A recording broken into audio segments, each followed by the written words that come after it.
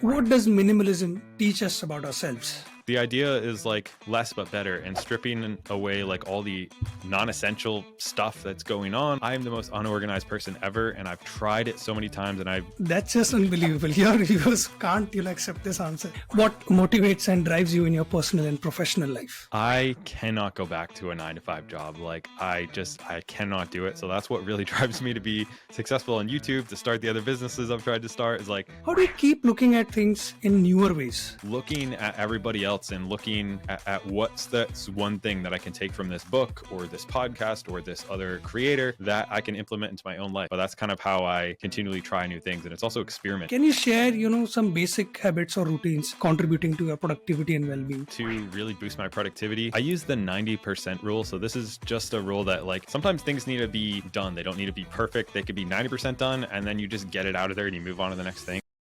10,000 years ago, human beings lived in caves. Resources were scarce and hard fought. Minimalism was the way of life. But as we progressed, our lives started becoming increasingly cluttered. But even after these thousands of years, some of us still remember the virtues of minimalism. Our today's guest is one such ancient soul who lives by the philosophy of minimalism, sees freedom in rules, and aims to live a meaningful life. I'm talking about none other than Gabe Bult.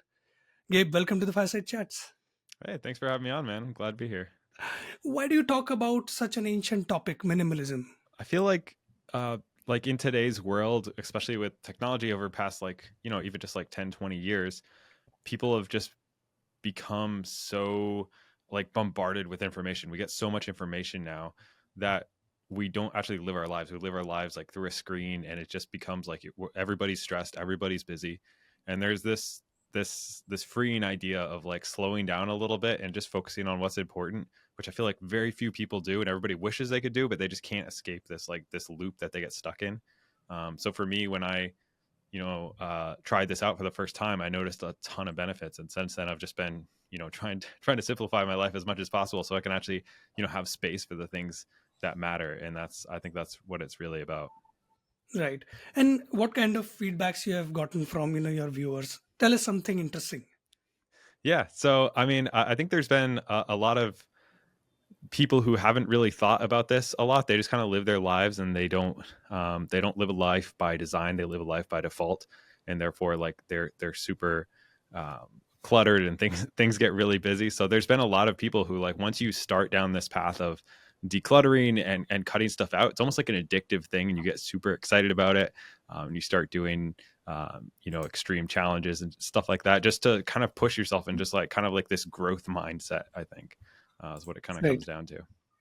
Right. And what was this point where you realized that minimalism is the way for you? And where did you start? Because when we look at your content, there is so much space to, declutter in our lives in every aspect. Mm. Where to begin? Because it's so overwhelming sometimes. Like, I don't know the right way. Is there a right way?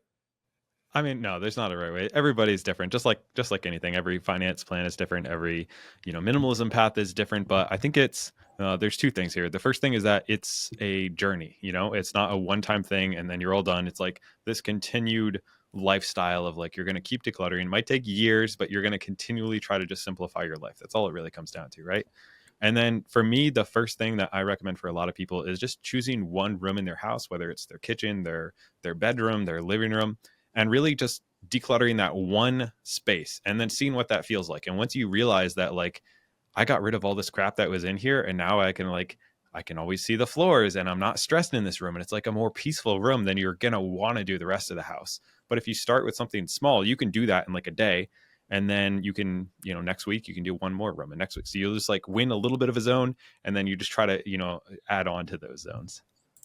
Great. And I'm so, happy that you can't look at my table right now. It would be a disaster to look at it.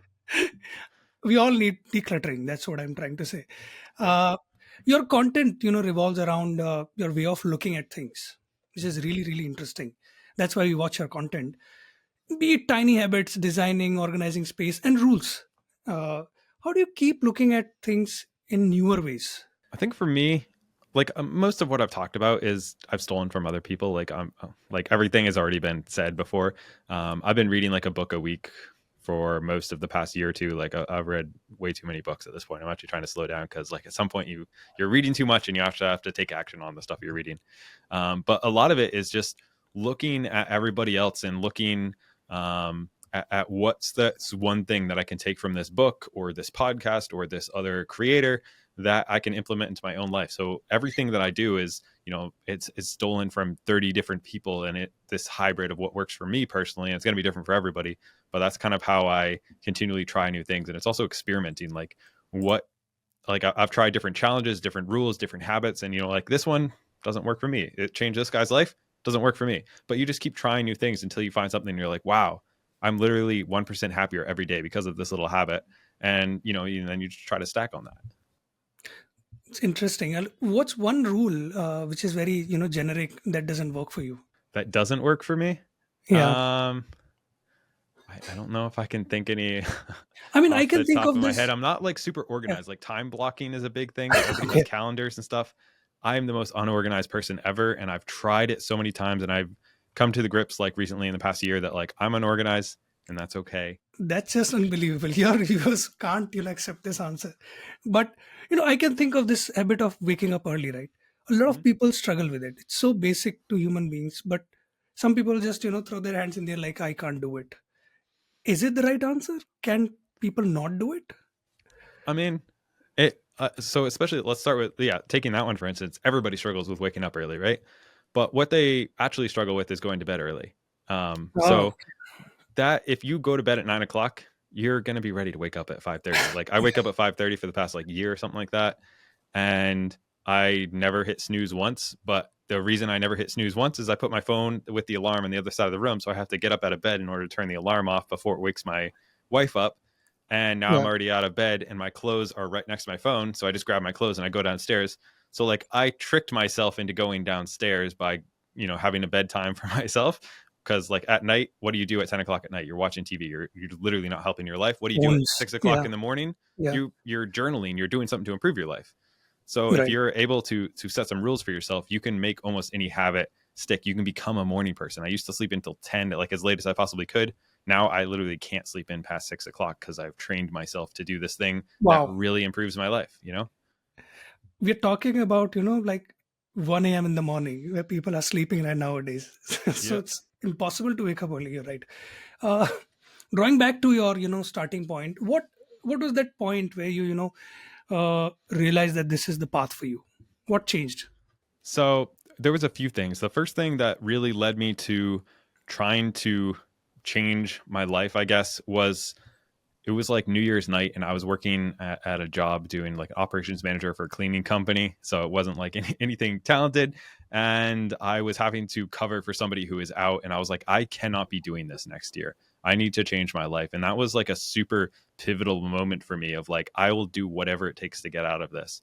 And that wasn't necessarily on the minimalism side, but that really gave me the drive to focus on YouTube, on different businesses that I was doing. And I was like, I need to make something else work because I can't be in this job anymore. And I think that's a trap that a lot of people get stuck in is if you Yeah. actually have a job that you don't mind, that's really a bad thing for most people. You should either love your job or hate it, because if you're in the middle here, you might just be stuck there for 10 years and then you look back and you're like, I didn't hate my job, but I never did anything I was proud of my entire life just because it was easy. So it was actually that kind of not happiness that led to a lot of happiness later on, I guess. Wow. So we need to really unpack that last line. So you're saying like easy life comes in the way more than, uh, let's say worse thing. I mean, you said like either you should love it or hate it, but if you're having something easy, it's not really helping you. Yeah. So there's, I forget what the saying is, but there's like this time where like, soft times lead to soft men and soft men lead to like whatever that saying is. I forget what it is. Hard times Uh, and the hard times breed. Yeah, correct. exactly. Yeah. So like, um, for me, every time I've grown in my life, it's because I stepped out of my comfort zone, right? It's I did something hard, and that's where growth happens. It's when you step out of your comfort zone and you ask that girl out. It's when you take a video of yourself and you post it online for mostly just your friends to see. All of those really hard things are where you're going to see most of your growth. And most people are safe in their box because like I'm guaranteed a paycheck. I have zero risk because I don't own this business. And you are also guaranteeing that you cannot become a millionaire you cannot create a $1 million business because you guaranteed yourself, by not ever taking a risk, right? Yeah. So there's this safety that traps you in a box, and because of that, you will never have the really lows, but you'll never have this dream life that you see other people having. And I everybody's different. Not everybody's going to be successful, but I tried like 20 different things before I found the thing that actually kind of stuck. And I think a lot of people think about stuff, but they never take that first step to like actually starting the business. They name it, they come up the website, they design a logo, and like that's totally worthless. Create something, create value for people, and you will be rewarded. Right. And which year we are talking about? This New Year night? 2 years ago? 1 year, 1 Yeah. year Oh, ago? so when was that? Yeah, that Yeah. was 4 years ago or something like that. Because I left Okay. my day job when I was 24 and I'm 28 now. So it was the year before that. Yeah. Right. Great. Gabe, you also talk about a lot of rules to Yep. simplify life. Um, so, in a way, you're trying to optimize your life and trying Hmm. to spread the message of optimization. So do you think optimization can also become over optimization? It can also become binding, or is there anything such as over optimization? Yeah, for sure. I think a lot of people like try to, I don't know, like there's this, I don't know, it's weird considering what I just said. But there's this need to fill every moment of the day, right? When Yeah. you can create a ton of stuff. This is why I hate like working by the hour, and I actually love like working by the job, because I can do 8 hours worth of work in 2 hours, and then I can, be okay with doing the rest of my day. But most people feel like, and I feel like this, I've been trapped with this for a while, that I constantly need to be doing something, being more productive, being better, being faster, when it's like, you know what? It's okay to take an hour to take a walk every single day. It's okay to Right. live this slower lifestyle and not try to be the most productive, efficient, thing possible. It's okay to like give yourself a little grace and do what's right for you without having to be amazing productivity guy that you see on YouTube. Right. And I also remember from one of your videos that you said that, I listen to audiobooks when I go for jogging or running. But Mhm. sometimes I also, try to not listen to them because it's like, Exactly. again, filling every moment with some podcast, some audiobook, some thoughts of others. So, how do you stop yourself from doing that? Because I find myself, I play a Huberman podcast, let's say for three Mhm. hours. I can't stop myself. Every morning I have to stop it. There's this kind of rush that I must, Yeah. complete it. I don't know how to stop that. Yeah, I don't know. It's kind of like this idea of like never starting that next TV show, because once you start it, you have to finish it. And we Yeah. have this thing where we start a book, we have to finish it. We start a podcast, it's 3 hours long. You have to finish that podcast. You have to keep up with everyone that's coming out 3 times a week, whatever it is. And if you can take a week off of listening to it, like, you know what, this week I'm not going to listen to anything, I'm not going to watch anything, whatever that habit is you're trying to slow down on, then you're so behind that you can't catch up, and you can like be Give up. okay with just selecting a few of them, or even setting, like, you can set timers on apps where you're like, this app only works for 60 minutes a day and then it Oh, shuts itself that's off. cool. Yeah. That's something I've done as well. But yeah, I just noticed that like I was filling every moment with like something coming into my ear, and like I wasn't coming up with a lot of my own thoughts. I wasn't processing a lot of stuff, and then like you have trouble sleeping and stuff because you're not letting your brain just like decompress and think about things. It's Yeah. always like constant influx of stuff. And also I realized that I was doing that because I was trying to hide from stuff. It was like this escapism of not having to spend time with myself by just Yeah. letting other stuff in constantly. So you also have to dig into the reasons of why you're doing it. Is it to actually grow? Because that's a great thing. Or are you taking that so far that now you're not having any of your own thoughts? You're just listening to stuff and you're never taking action on that stuff? Yeah. And I just mentioned Andrew Huberman's podcast, which is fantastic, by the way. But the Mhm. thing with, a podcast like that is that there is so much information that at the end of the day, you forget everything. Uh-huh. You don't remember anything. So my next question is, can you share, some basic habits or routines contributing to your productivity and well-being? Because there is so much, icing on the cake that we miss out on the cake sometimes. So give us some basic stuff. I mean, a few things that I do to really boost my productivity are, I use the 90% rule. So this is just a rule that like sometimes things need to be done. They don't need to be perfect. They could be 90% done, and then you just get it out of there and you move on to the next thing. Whereas when you try to like be perfect, just it could just take forever. Like that 90% might take 2 hours, and to get it to 100 might take 4 hours. So Yeah. sometimes just good enough is good enough, and you just move on. And then another one is just like setting timers. So I will set a timer for like an hour, like I did earlier this morning. and I needed to get X amount of things done in this hour. Otherwise, like, I don't know, I just like tell myself that the house is going to burn down or like whatever. I just trick myself into doing stuff. And I can be so productive in that hour because I have a time constraint on it. And you know, I'm just not letting work just fill every moment of my life. You just like construct it down. It's like when you're in college and you have a term paper due at midnight. Everybody turns them in at midnight. Like if it was due at 12 o'clock, you would have gotten it in the afternoon, you know? Yeah, So if you set that timer for yourself, then you just like, you save yourself a lot of time. yeah, right, right. And what are the biggest challenges you have faced, and how you overcome them? Because one thing I just got from you is that sense of doing things perfectly. Mhm. And you rightly said that going to 90% takes this much time, and maybe to go to do something perfectly will take forever.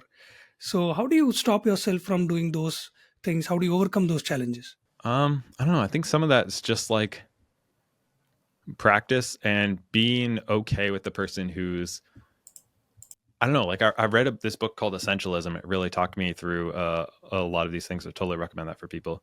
But it was talking about, yeah, kind of these same ideas. So I guess I kind of brainwashed myself into saying like, I just need to move on. Even with YouTube videos, I post every single week, and I kept like waiting till Friday, and then I'm like just finishing up it on Friday. And then when I finally got a couple weeks ahead, I'm like, this is so much better. Like I just need to get it good enough and then move on to the next thing. And I've realized that every time I slow down on stuff, instead of it getting better, I just waste more time on that stuff, and it's not actually noticeably better. So I think it was just like taking a step back and analyzing that I just needed to move on from a lot of things, and that Yeah, nobody else cares. Like you think it's not great, but nobody else knows that. You know? yeah, that's a Um, good point. yeah. Noticeably, better.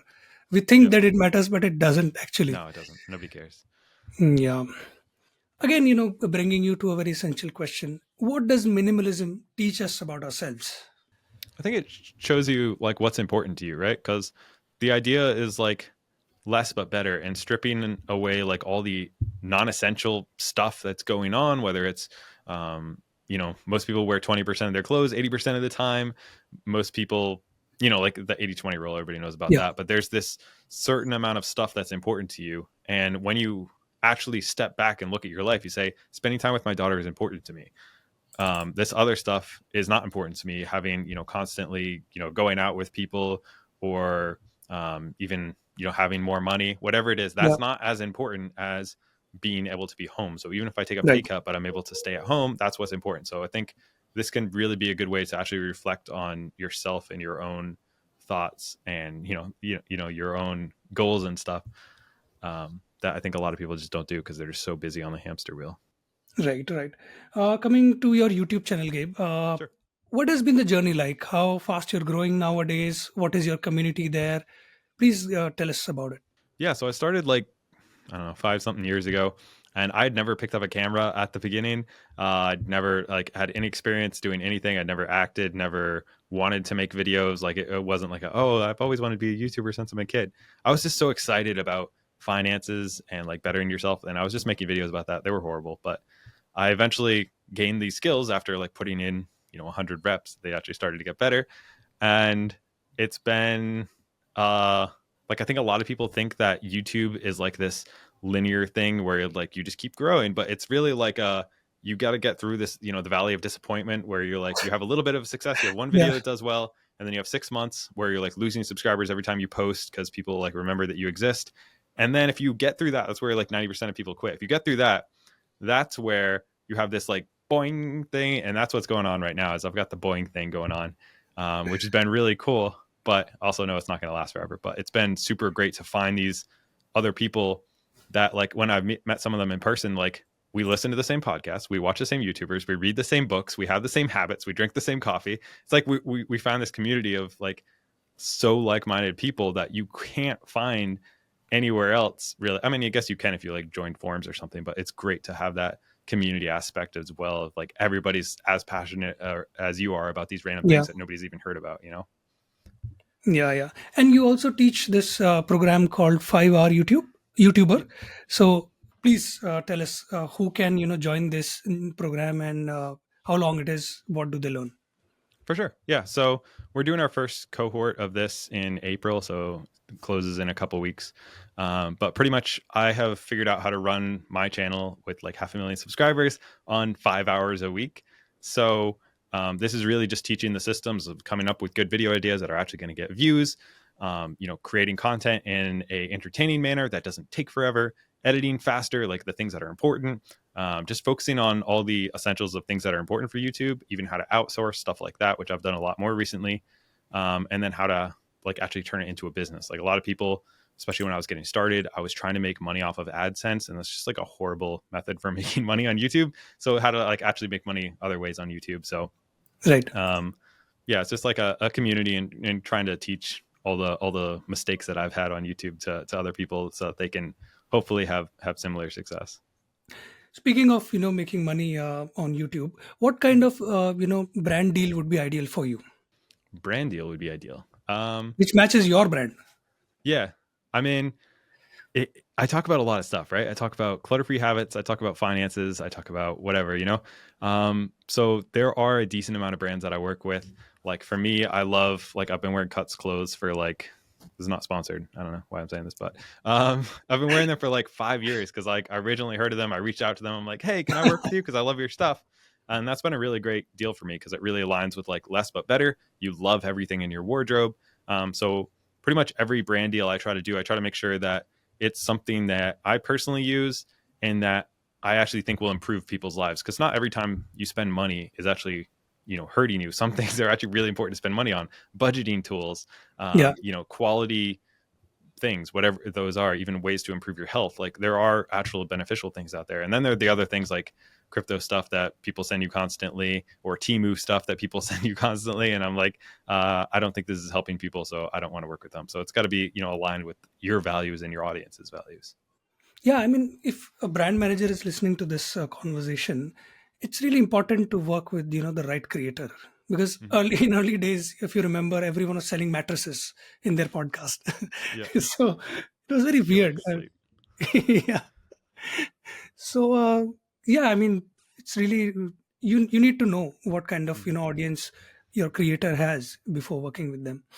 One last question on YouTube: what are some of the most important lessons you have learned all through your journey? Yeah, so I would say the most important, like the one thing that changed my YouTube course was realizing how important thumbnails were. It used to be like come up with a video idea, make the video, figure out the thumbnail while the video is uploading, and then be like annoyed that the algorithm hates you and like, well, you're stupid. Like the thumbnail should come first. It is the most important thing. You could have a Mr. Beast video, but if you have a crappy thumbnail on it, nobody's gonna click on it. I mean, now that he's who he is, but Yeah. um, but for most people, if you don't have a good thumbnail, it doesn't matter how good the video is, and everybody just focuses on the video. So thumbnail, so important. And then also, some people also spend like 4 hours doing scripts or 8 hours doing scripts. I know multiple people who script out every single word. I pretty much do a quick bullet point and I just ad lib everything. It saves me so much Wow. time. So just like finding ways to say like, again, I can make a 90% as good video in under 5 hours a week, or I used to spend 20 to 30 hours on making almost an identical video. So realize that it's like, it's okay to be 90%, but you're a lot more, like ad lib, just conversational, sharing your thoughts. That's when the off the cuff jokes come in. That's where being weird comes in. And Yeah. all those, you can't really script those as well as you can just having a conversation with somebody behind the camera who's not really there because you're just alone in your room. But Yeah, and it's better to devote that time to reading, let's say, so that you Mhm. become better at thinking and grasping more ideas. It's a very good Exactly. point. Like, even if you get to 90%, it won't matter if you are reaching 95% after spending 5 more hours. Exactly. Yeah. Okay, I said last question, but this one's the last on YouTube. What are the You're key good. principles or values that guide your content? Um, I mean, I really just focus on something that I used to do a lot as a smaller creator is like, would 100,000 subscriber channel do this? Or now it's like, would Matt Vella do this? And that kind of gives me this framework of like, it's going to be somewhat original, not always. And then it's going to be, is this really going to make an impact in somebody's life? Would I watch this myself? But the main thing it really comes back to is like, is this going to change one person's life? And when you think about it that way, when you think about the end viewer as opposed to like yourself, and what you want to see, what you want to talk about. It just really changes what you do. Because sometimes you're not the most passionate about some subject, but you're like, I know a ton of people who are struggling with this right now. So even though it's not exactly what I want to make, maybe I want to vlog my day, but if I make this video on how to set goals that can completely change your life, I think that's going to help people more. So that's how I kind of filter through some stuff, because I think a lot of creators are selfishly trying to talk about what they want to talk about. And sometimes you need to think about, this is the audience that YouTube has given me, and how can I best serve those people and make their lives 1% better. And that's what I try to filter stuff through. Right. Do you like shorts more or videos? I hate shorts. Yeah. They don't make, I mean, like, so there's two things. You can be a shorts creator, which is fine. Tons of people do that. I don't know a single shorts creator who doesn't want to be a long form creator. I know a lot of shorts creators. So they all try to have, they blow up on TikTok and Instagram. They try to make long form videos. They can't make it stick because all they post is short form, and then it screws up Right. your audience. So personally, if you think about like what's the last short that you watched, you probably have no idea. No idea. And you probably watched 40 of them this morning. So that's how I think of it. I've had videos change my life. I've never had a short change my life. And I'm good at long form. That's what I focus on. So do you also not consume short form content? Let's say Instagram, TikTok. Do you consume that content? I do, but I hate myself for doing it. So I try not to, but it is super addicting, and I don't want to be part of it. Like I am repurposing some stuff and just trying some original stuff, but I'm trying to make sure that I'm only posting it and doing it a little bit as opposed to consuming it. So that is something I'm trying to grow as like its own business. Right. But I do not enjoy it, and I'm not very good at it right now. But I'm just trying to like experiment with it right now. I mean, we all have our guilty pleasures. So Yeah. And you gotta give yourself a break sometime. But it's just such like every time I watch it, I'm like, I literally can't remember a thing I just watched, and that was like half an hour of my life that I'll never get back. And it's all just like flashy junk. yeah, I mean, guilty pleasures also have a place in our lives, because I remember once, like, there was this phase in my life where I was taking a break from a book by picking Mhm. another book. So it was like, hopping from a book to another book. I'm not taking any break essentially from reading. So Mhm. we need those, highs and lows of dopamine hit. So that's also there. Yeah, that's definitely true. Yeah. Now, coming to, the end part of the third act of this interview, what motivates and drives you in your personal and professional life? So I was literally talking about this with my wife this morning. I cannot go back to a 9 to 5 job. Like I cannot do it. So that's what really drives me to be successful on YouTube, to start the other businesses I've tried to start, is like, I just cannot go back to leaving my house for 8 hours a day. I cannot do it because like I work for an hour or two. I go hang out with my daughter and my wife. We go outside, and then I come back and I work for an hour or two. And it's all like stuff I love doing.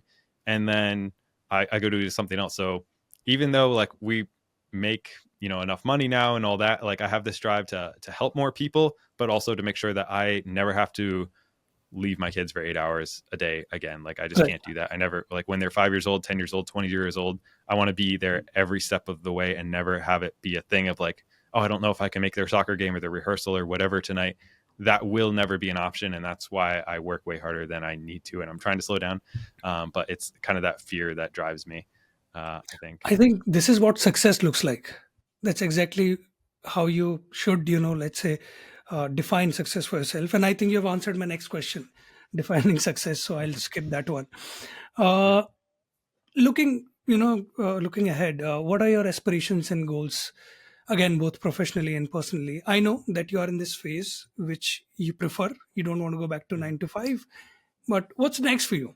Yeah, I'm not really sure what's next. I had this realization earlier this year that like I had my best month that I had like finance wise. And I was like, this literally, it didn't make me any happier. It didn't change my life at all. It's just going into savings or investing. I'm like, oh, okay, this doesn't really, like, it used to be really exciting. It's not as exciting anymore, which is a super like entitled Yeah. privileged thing to have. But what made me way more happy is like, helping other people do stuff. So whether that was personally like helping, I've been trying to work with people more one-on-one, or even like this 5 hour YouTuber thing. There's like a whole community, and it's like all these friends that are like doing the same thing I'm doing. We're helping each other, and they do well. Like I smile way more at that than I do at like getting a nice big brand deal. I'm like, okay, who really cares? So having whether it ends up being this course or some other thing, trying to find more ways to actually interact one-on-one with people and see if I can help them leave their 9-to-5s, do whatever they're going to do, whether it's through YouTube or something else, like trying to find a way to actually take somebody who's here and unhappy and make them here and never miss their kid's soccer game, you know?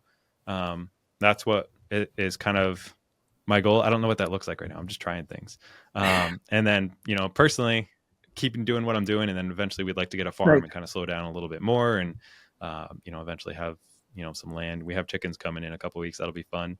And just you know what kinda, else would be fun is a book by Gabe Bult. Nah, I suck at writing. I'd have to partner with somebody, and I'm also I don't feel like I am the person who should make a maybe book, an you audiobook. Why not? Maybe, I don't know. We'll see. Great. So Gabe, a couple of things that we do at the end of the interviews is one of the thing is creator earnings. Would you like to tell us about the revenue streams that you have right now for the benefit of other creators? For sure, yeah. I'll just break. I don't know what the percentages are. I'm not very good at bookkeeping and stuff. Yeah, so probably my biggest one right now would be sponsorships, and then second one would be AdSense, which is and then as of right now, the course is doing pretty well. I've got affiliates, which I'm really focusing on more this year. I didn't do that the first couple of years, and then I really started last year, and it's really become a big part of that. So that's what I'm really focusing on this year, is finding especially higher ticket things that I can be affiliates on instead of lower ticket things. And those are just my main ways of earning right now. I'm really focusing on either creating a company that I can build that doesn't have my face attached to it, but I can use my audience to help, you know, get started and then eventually sell, or something like that. So that's what, like, the past 6 months, I've just been trying to come up with what would be the right thing to start a business around, because I think that's where actual money is made from all the creators I've talked to. It's creating an app, creating a product, whatever it is, and then eventually, you know, selling that company. So that's what I'm focusing on. Right, amazing. And last ritual, would you like to nominate anyone for our show? Yeah, Johnny Finance would be cool if you'll come on. We'll certainly reach out to Johnny Finance. Thank you so much, Gabe. Thanks for your time, and thanks for spreading awareness around minimalism. And just as you mentioned, taking one person to the happy place of not having 9 to 5. So you're doing a great job. We wish you all the best. You soon reach 1 million and come back to our channel for the second round of this interview. Dude, that would be sick. Yeah, for sure. Thanks for having me on. And yeah, we'll certainly put a link of the 5-hour YouTuber in the description of this video. And please find Gabe wherever you are. He's on YouTube, pretty big on there. And do follow us. And if you have any feedback for us, please comment in this comment section of this video. We'll see you in the next episode. Thank you. And cut. That's it for today's episode, guys. If you really liked it, please subscribe to the 1000 Faces Club and press the bell icon below so that you don't miss any videos from us. Thank you.